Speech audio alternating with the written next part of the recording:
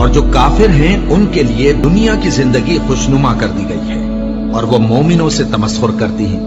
لیکن جو پرہیزگار ہیں وہ قیامت کے دن ان سے اوپر ہوں گے، اور اللہ جس کو چاہتا ہے بے حساب رزق دیتا ہے۔ زین للذین کفروا الحیات الدنیا، اصل کانٹے کی بات اب یہاں آئی ہے، اور یہ خاص طور پر میں نے پچھلے 2-3 جمعوں میں یہ جو جس کو میں کہتا ہوں کہ دجالیت،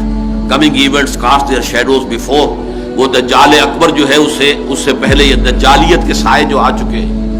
ان دجالیت کے سائے ان کا جو کیا ہے اصل لب لباب کیا ہے کہ حیات دنیاوی مزین سے مزین تر ہوتی جا رہی ہے، ٹھاٹ باٹ عیش، اسکائی اسکریپرز، 102 بلڈنگ کی عمارت کھڑی ہو، منزلہ 102 منزلہ عمارت، آدمی کی جو ٹوپی گرتی ہے اس کو دیکھتے ہوئے اگر اس کے نیچے کھڑے ہو کر، اور کاروں کی ریل پیل اور جو کچھ وہاں پہ چمک دمک جو ہے نظر کو خیرہ کرتی ہے، چمک تہذیب حاضر کی۔ تو جیسے جیسے یہ سائنس سے ٹیکنالوجی بڑھی ہے، اس نے اس دنیا کی زندگی کو خوب اور مزین کر دیا اور مزین کر دیا اور مزین کر دیا، تاکہ سب کے سب اسی کے مرید، اسی کے طالب، اسی کے عاشق بن جائیں، اور دنیا ہی ان کا مطلوب و مقصود بن کر رہ جائے، اس سے آگے کی کوئی سوچ ہی نہ رہے۔ زین للذین کفروا الحیات الدنیا، مزین کر دی گئی ہے کافروں کے لیے دنیا کی زندگی،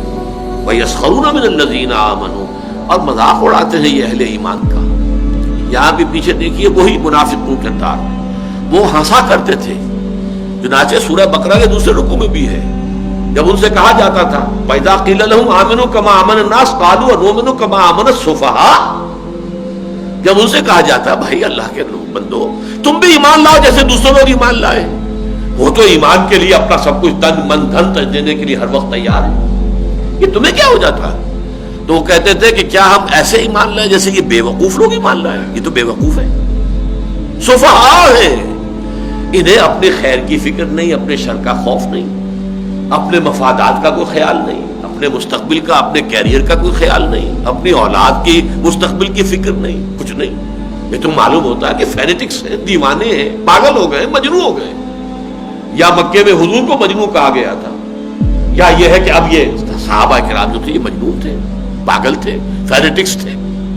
یہ لوگ جو ہے در حقیقت یہ عقل وقل جو ہے اس کو بیچ کے کھا چکے ہیں، اور واقعہ یہ کہ بے خطر کود پڑا آتش نمرود میں عشق، عقل ہے محو تماشائے لبے بام ابھی، عقل کا تو ہاتھ سے آپ اگر اس کا تعلق چھوڑیں گے نہیں تو میدان میں کودیں گے ہی نہیں،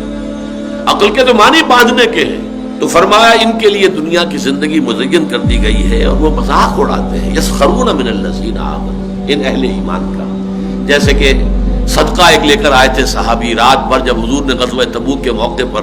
جب کہا کہ اب بڑا کڑا وقت آ گیا ہے اور بڑا ایک لشکر لے کے جانا ہے، اس کے لیے ساز و سامان چاہیے، سواریاں چاہیے، رسد چاہیے،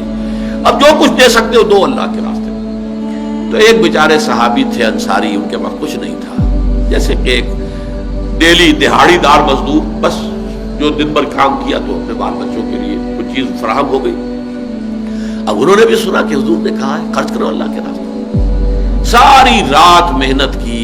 ایک باغ میں جو ہے وہ پانی کھینچ کھینچ کر کنویں سے، اور وہ باغ کو سیراب کرتے رہے۔ صبح کو اس نے باغ کے مالک نے کچھ کھجوریں دے دی، یہ اجرت تھی ان کی، اس میں سے آدھی جا کے گھر والوں کو دے دی، آدھی لا کے حضور کی خدمت میں پیش کر دی۔ اب ٹھٹھے اڑے،